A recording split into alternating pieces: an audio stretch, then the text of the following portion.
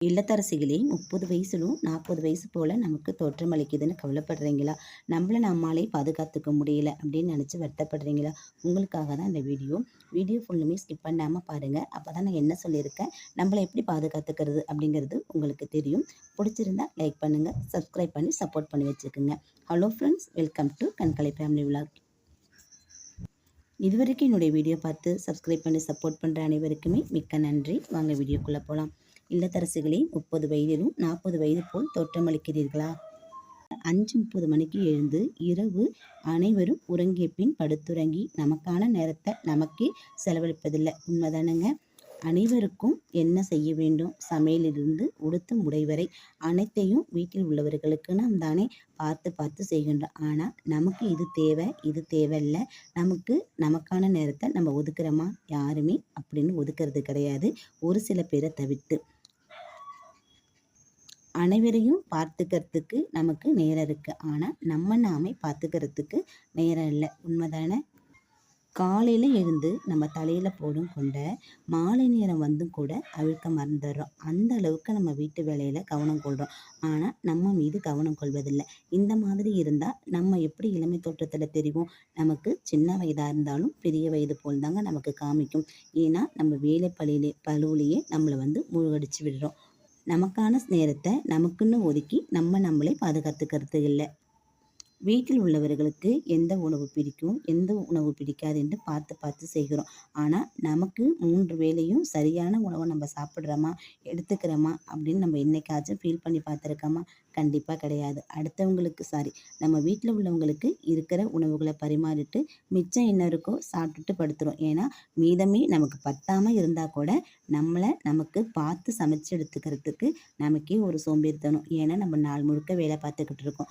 நமக்குன்னு யார் செஞ்சு கொடுப்பா? யாராச்சும் 2 தோசை ஊற்றி கொடுத்தா நம்ம சாப்பிட்டுட்டு நிம்மதியாக படுப்போம். ஆனால் கடைசி வரைக்கும் 2 தோசையை ஊற்றி கொடுத்துட்டு நம்ம தான் படுக்கிறங்கிற சூழ்நிலை இருக்கும்போது நம்மளை எப்படி நம்ம பாதுகாத்துக்கிறது? என்ன படித்து என்ன பயன்? நம் மனதில் உள்ள குறைநிலைகளை பகிர்ந்து கொள்ளக்கூட நம்மளால் முடிவதில்லை. அதை அடுத்தவங்கள்ட்ட சொன்னால் நம்ம சொல்லிட்டு வீட்டுக்கு வரத்துக்குள்ளே நம்ம வீட்டுக்குள்ளே பூகம்பம் வெடிச்சிடுது. ஏன்னா நம்ம ரகசியத்தை நம்மளாலே பாதுகாக்க முடியல, அடுத்த வீட்டில் உள்ளவங்க நம்ம ரகசியத்தை எப்படி பாதுகாப்பாங்க? அங்கேயும் நம்ம மன உளைச்சலுக்கு ஆளாகும். ஏன்னு கேட்டிங்கன்னா, நம்ம மனபாரம் குறையிறதுக்கு போய் பக்கத்தில் பேசுவோம். ஆனால் நம்ம மனபாரத்தை அதிகரிக்க நம்ம வீட்டுக்கு வர்றதுக்குள்ளேயே நம்ம வீட்டில் உள்ளவங்கள்ட்ட போட்டு உடைச்சி ஒன்றா இருந்த பிரச்சனை 2 ஆக்கிடும். அதையும் பகிர்ந்துக்கிறதுக்கு முடியல. நம்ம அதுக்கு என்ன செய்யலாம் அப்படிங்கிற ஒரு சொல்யூஷன் தான் கூட ஷேர் பண்ணியிருக்கேன். வீடியோவை ஸ்கிப் பண்ணாமல் பாருங்கள். இதெல்லாம் விட்டு தள்ளி நமக்கான நேரத்தை நம்ம தானே ஒதுக்கி கொள்ள வேணும். காலையில் சீக்கிரம் எழுந்து நம்ம சுத்தம் செஞ்சுட்டு குளித்து முழுவிட்டு தலைவாரி ஒரு பொட்டு நெற்றியில் வச்சுட்டு கண்ணாடி முன் நின்று பாருங்கள். நம்ம முகத்தில் அவ்வளோ ஒரு பிரகாசமாக தெரியும். அதுவே நம்ம நாள் முழுக்க புத்துணர்ச்சியாக சந்தோஷத்தையும் நமக்கு கொடுக்கும். அது இப்படி இல்லாமல் காலைல ஏஞ்சோமா, பல்லு விளக்கிட்டு மூஞ்ச கழுவிட்டு காலையை அள்ளி போடுற கொண்ட சாயங்காலம் வரைக்கும் இந்த வேலை வேலைக்கு கொஞ்சம் நேரம் நம்ம ரெஸ்ட்டு கொடுக்கணும். நமக்கு நாமே ரெஸ்ட்டு கொடுத்துக்கணும். காலையில் எழுந்திரிக்கிறோம், இந்த மாதிரி வேலையெல்லாம் முடிச்சிட்டு குழந்தைங்களை ஸ்கூலுக்கு அனுப்புகிறோம். ஒரு 1/2 மணி நேரம் அமைதியாக உட்காந்துருங்க. அப்போ தான் நம்மளாலே ரெஸ்ட் எடுக்க முடியும். நம்ம உடல்நிலையை நம்மளும் பார்த்து கற்றுக்க முடியும். பாத்திரம் கிடந்தால் கலந்துட்டு போகுது, நம்ம வீட்டில் உள்ள பாத்திரம் தானே அடுத்தவங்க பார்க்கறதுனால அந்த ஒரு 1/2 மணி நேரத்தில் நம்ம வீடு ஒன்றும் அசுத்தமாயிட போகிறது கிடையாது. நம்மளால் முடிஞ்சால் நம்ம பார்த்துக்க போகிறோம். 1/2 மணி நேரம் நம்ம ரெஸ்ட் எடுத்துட்டு நம்ம வேலை பார்த்தோம்னா இன்னும் கூடுதலாக நம்மளால் வேலை பார்க்கறதுக்கு முடியும். கொஞ்சம் தானே துணி கிடக்கு, மடித்து வச்சுக்கலாங்க. ஒரு 1/2 மணி நேரம் முழுக்க வேலை பார்த்தா ஒரு மணி நேரம் நமக்கு நாமே ரெஸ்ட் எடுத்துக்கிட்டால் மட்டும்தாங்க நம்ம உடல்நிலையை நம்ம பார்த்துக்க முடியும். நம்ம எவ்வளோ வேலை செஞ்சாலும் நீ எப்படி இருக்குன்னு கேட்கறதுக்கு நமக்கு ஆள் கிடையாது. நம்ம உடல்நிலையை நம்ம மட்டும்தான் பார்த்துக்கணும். இப்படி தான் உடம்பு சரியில்லாமல் போனாலும் அடுத்தவங்களுக்கு பார்த்து பார்த்து நம்ம செய்வோம். ஆனால் நம்மளை எப்படி இருக்குன்னு பார்த்துக்கிறதுக்கு ஒரு ஆள் கூட இருக்காது. அதனால நமக்கு ரெஸ்ட்டுங்கிறது ரொம்ப முக்கியம். அந்த மாதிரி நம்ம வேலையும் பார்க்கணும், நமக்கான நேரத்தை நம்மளே ஒதுக்கிக்கணுங்க. அடுத்தது பார்த்திங்கன்னா, முடிந்தால் 2 நிமிடம் நடைப்பயிற்சி காலையிலேயே பண்ணுறதுக்கு முயற்சி பண்ணுங்கள். மூச்சு பயிற்சி ஏதோ ஒன்று நமக்கு எதுவாக இருக்கோ அந்த மாதிரி அதிகாலையில் எழுந்திரிச்சு நம்ம வீட்லேயே நம்ம வாக்கிங் போகலாம். கதவை திறந்து வச்சுட்டு பின்பக்கமும் முன்பக்கமும் நமக்கு எந்த அளவுக்கு வசதி இருக்கோ ஒரு 6 மணி அளவில் நம்ம நடக்க ஆரம்பித்தாலே காலையில் வர சிலு சிலு காற்று அந்த மேகங்களை பார்த்தாலே நம்ம உடம்புக்கும் மனசுக்கும் அவ்வளோ ஒரு புத்துணர்ச்சி மகிழ்ச்சியாக இருக்கும். இல்லை முடிஞ்ச அளவுக்கு செடி இருந்தால் செடிக்கு தண்ணி ஊற்றுங்க, பாட்டு கேளுங்க. இதெல்லாம் நம்ம மனசை மகிழ்ச்சியாக வச்சுக்கிறதுக்கு உதவும். அது மட்டும் இல்லாமல் நம்மளை புத்துணர்ச்சியாகவும் வைக்கும். இந்த மாதிரி இருக்கிறதுனால இன்னும் அதிக வேலையில பார்க்கறதுக்கான உந்துவேகத்தையும் நமக்கு கொடுக்கும். தனிமையில இருக்கும்போது பாடல், பிடித்த புத்தகம், வரைதல், கோலம் போட்டு பார்த்தல், நன்கு கொஞ்சம் படுத்து நம்ம தூங்குறது, இது போன்ற விஷயங்கள் நம்ம மன அழுத்தத்திற்கு உள்ளாக்காம இருக்கும். நம்ம தனிமை நிலையே உணர மாட்டோங்க. நம்ம வந்து பசங்கலாம் போயிடுவாங்க, வீட்ல அனைவரும் வேலைக்கு போயிடுவாங்க. நம்ம தனிமையில் தான் இருப்போம். இருந்தாலும் நம்ம வேலை பார்த்துக்கிட்டே இருப்போம். நம்ம வேலைய முடிச்சுட்டு நமக்கான நேரத்த நம்ம ஒதுக்கிக்கணும். நமக்கு பிடிச்ச பாடல கேட்டுக்கிட்டு நம்ம வீட்டு வேலைய பாருங்க. வேலை பார்க்குற நம்ம ஒரு அலுப்பு, சோர்வுத்தன்மை நமக்கு இருக்காது. மனசுக்கும் மகிழ்ச்சியா இருக்கும். அது மாரி நமக்கு புடிச்ச புத்தகம், வரைதல், கோலம் போடுதல் இதெல்லாம் நம்ம போட்டுக்கிட்டு இருக்கும்போது, நம்ம அழுத்தத்திற்கு நம்ம உள்ளாக மாட்டோம். நம்மளே ரிலீஃபா வச்சுக்கிறதுக்கு இதெல்லாம் நமக்கு உதவும். நம்ம போய் அடுத்தவங்க வீட்ல தான் பேசணும், அடுத்தவங்கள்ட்ட தான் ஃபோன் பார்க்கணும், ஃபோன்ல பேசணும். நம்மள்ட்ட இருக்கிறத மனசுல உள்ளத அடுத்தவங்கள்ட்ட பகிர்ந்துக்கணுங்கிற அவசியம் கிடையாதுங்க. இது போன்ற விஷயங்கள்ல நம்ம அது வந்து செலவிட்டோம்னா, நம்ம மன அழுத்தத்திலிருந்து நம்ம விடுபட்டுக்க முடியும். அது மட்டும் இல்லாம தனிமையில இருக்கும்போது நெறைய விஷயங்கள் நமக்கு கத்துக் கொடுக்கும் இந்த கால சூழ்நிலைங்க. அதுக்கப்புறம் 30 வயசு தொட்டவுடன் கால், கை வலி, மூட்டு வலி இதெல்லாம் நமக்கு இலவசமாக நம்ம வந்து ஒட்டிக்கொள்ளும் முயற்சிக்கும். இதுக்கு இடம் நம்ம கொடுக்கவே கூடாதுங்க. அதுக்கு என்ன செய்யலாம் அப்படிங்கிறத தான் ஷேர் பண்ணியிருக்கேன். காலையில எழுந்தவுடன் ஊற வைத்த வெந்தய நீர், சீரக நீர் இந்த மாதிரி ஏதாச்சும் ஒரு விஷயத்த நம்ம கண்டிப்பா பண்ணணும். முடிஞ்ச அளவுக்கு வெறும் தண்ணியாச்சும் காலையில குடிக்கணும். இந்த மாதிரி இல்லாம டீ, காஃபிக்கு முக்கியத்துவம் கொடுக்காதீங்கங்க.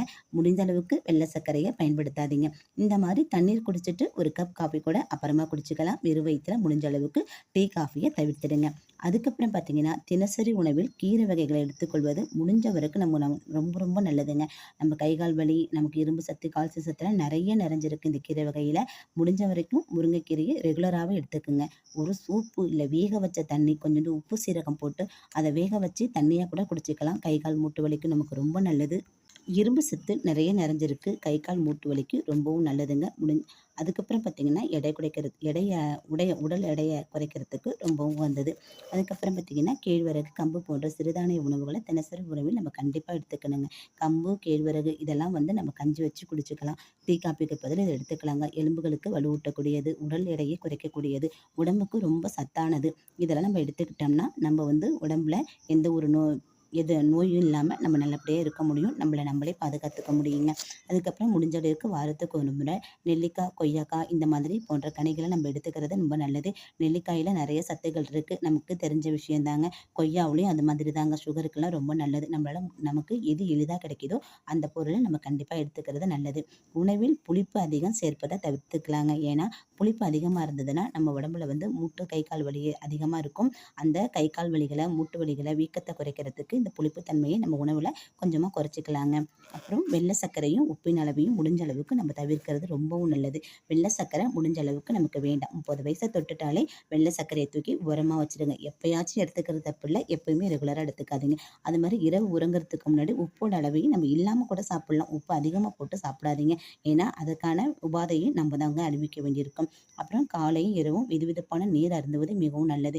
காலையில வந்து நம்ம வந்து சாப்பிடுறதுக்கு முன்னாடியும் சரி, சாப்பிட்டதுக்கு அப்புறம் வெதுவெதுப்பான நீர் நம்ம குடிச்சோம்னா, நம்ம வந்து சீக்கிரம் நம்ம உடம்பு செரிமானத்துக்கு நம்ம சாப்பிடுற உணவு செரிமானத்துக்கு குடுக்கும். அது மட்டும் இல்லாம கழிவுகள நமக்கு நச்சுக்களையும் வெளியேற்றி தருங்க. அது மாரி சாப்பிட்டு இரவு தூங்குறதுக்கு முன்னாடி கொஞ்சம் வெதுவெதுப்பான நீர் குடிக்கிறது நம்மள வந்து காலையில சுறுசுறுப்பா எழுந்திரிக்கிறதுக்கு உதவி செய்யும். உடல் எடையை குறைக்கிறதுக்கும் நமக்கு உதவியா இருக்குங்க. இரவு உறங்கும் முன்ன கை, கால் வலிக்கு அரிசி உப்பு வறுத்து ஒத்தடம் குடுக்கறது ரொம்ப நல்லதுங்க. அரிசி உப்பு நம்ம வறுத்து வச்சுக்கிட்டோம்னா, அப்பப்போ சூடு பண்ணிக்கணும். சூடு பண்ணிட்டு நம்ம நாள் முழுக்க வேலை பார்க்குறோம். நமக்கு கை, கால்ல சத்து இல்லாம இருந்துச்சுன்னா வலிக்கும். அந்த மாரி இடங்கள்ல கை, காலுக்கு அரிசி உப்பு வந்து வறுத்து ஒத்தடம் குடுத்துட்டு, நம்ம வந்து தூங்குனோம்னா கொஞ்சம் காலைல எழுந்திரிக்கிறதுக்கு இந்த கை, கால் வலி இல்லாம இருக்குங்க.